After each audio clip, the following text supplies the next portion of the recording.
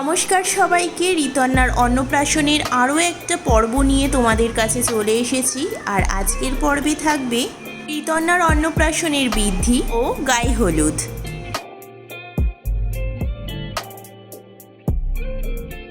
সকাল থেকেই বাপি বৃদ্ধিতে বসেছিল আর এখন ওর অধিবাস হচ্ছে। আমরা জল ভরতে গিয়েছিলাম, তারপর এসেই ওর অধিবাসটা শুরু হলো।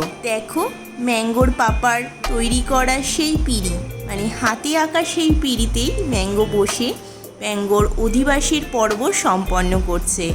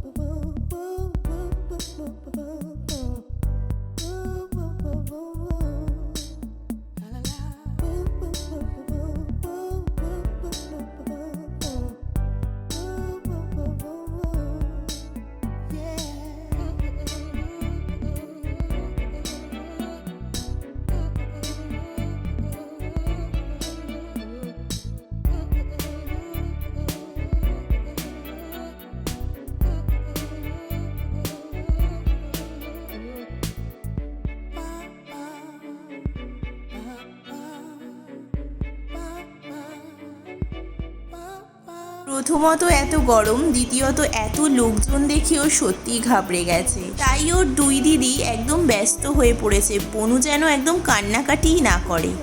দেখো তোমরা, ওরা ঘন্টা বাজাচ্ছে, তাও ও মানবে না। প্রথমত এত লাইট, লোকজন, আর তার মধ্যে প্রচণ্ড গরম।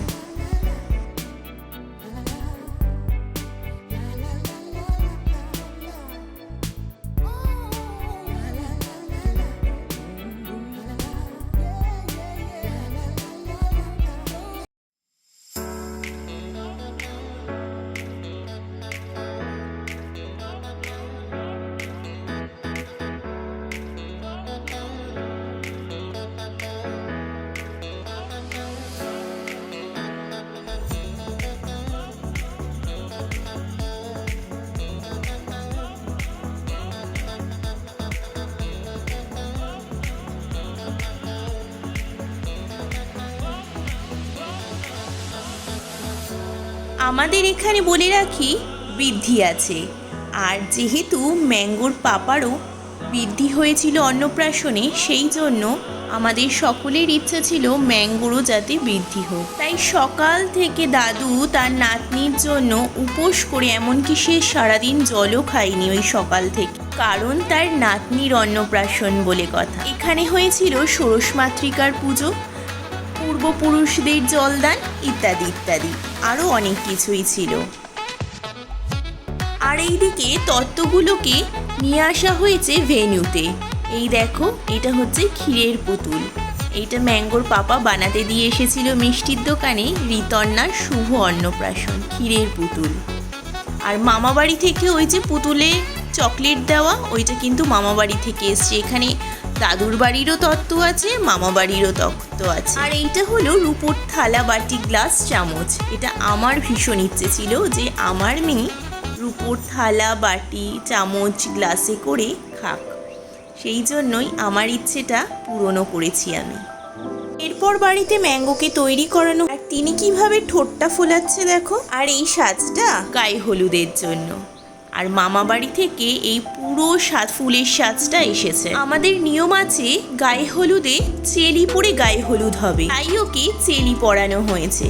আর দেখো, মালাও পরিয়ে দিয়েছি, গাদার মালা, মাথায় ফুল আর হাতেও ফুল, পুরো মামাবাড়ি থেকে এই ফুলের সাজটা এসেছে আর টুক করে আমরাও কিছু ছবি তুলে নিয়েছি। ওর পাপা ওর কান্না থামানোর জন্য ব্যস্ত হয়ে পড়েছে ভীষণভাবে, যে মেয়ে আমার শান্ত হোক, তাহলে আমার মেয়ে ঠিক থাকবে। আর উনি তো পাপাকে পেয়ে আর কিচ্ছু চায় না। আর যত রাগ আমার ওপর, কারণ আমি ওকে সাজিয়েই চলেছি। আর ও না সাজতে একদম পছন্দ করে না।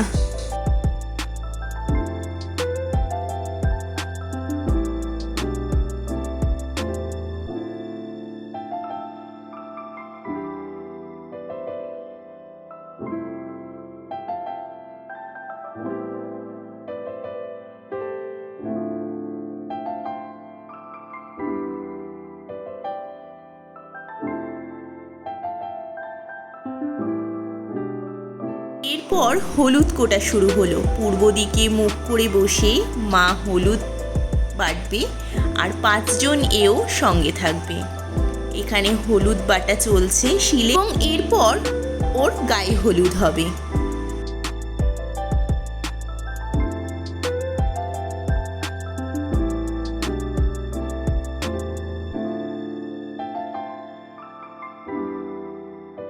আমার রাজকন্যা গায়ে হলুদের জন্য একদম রেডি। আমাদের নিয়মে চেলি পড়ার সাথে সাথে এইটাও নিয়ম আছে যে শিলে দাঁড়িয়ে গায়ে হলুদ হয়। যেহেতু ওর পাপারও শিলে দাঁড়িয়ে হয়েছে, পাপার মেয়েরও শিলে দাঁড়িয়েই হলো। আর অমনি ব্যাস কান্নাকাটি শুরু হয়ে গেছে। আর এই কান্নাটা শুরু হয়েছে জলের কারণে। একদম পছন্দ করে না মাথায় জল ঢালা, সেই জন্যই এই কান্না। তাদের সাথে পরিচয় করাই আরও একজন মানুষের, যে ভীষণই মিষ্টি। ঋতন্নার ঠিক পিছনে লাল শাড়িতে হলুদ ব্লাউজে যিনি রয়েছেন তিনি হলেন ঋতন্নার মামি। ঋতন্নাকে প্রথম দেখা থেকে শুরু করি, এমনকি ঋতন্নার অনুষ্ঠানেও মামি মামা কিন্তু উপস্থিত ছিলই ছিল। থাকতে তো হবেই, তাদের আদরের ভাগ্নির অনুষ্ঠান বলে কথা। আমি এদিকে বলছি একটা ঘন্টা ওকে দেখাও, যাতে ওর একটু কান্না থামিয়ে ফেলে। আর এইদিকে ভেন্যুতে এসে দেখি পিমনি সব কিছু রেডি করে ফেলেছে তার আদরের ভাগ্নির জন্য, রূপোর থালা বাটি গ্লাসে করে। জানো তো, একটা এখানে খুব ভুল হয়ে গেছে। বলে না সব কাজের মধ্যে একটা ভুল ঠিকই হবে, আমাদেরও ভুল হয়ে গেছে। ফুল কিনে আনা ছিল, আমরা ফুলটা আনতেই, এমনকি ফুল বাড়িতেও আনা হয়েছে, সেই প্লাস্টিকটা ধরাই বাড়িতে পড়ে রয়েছে।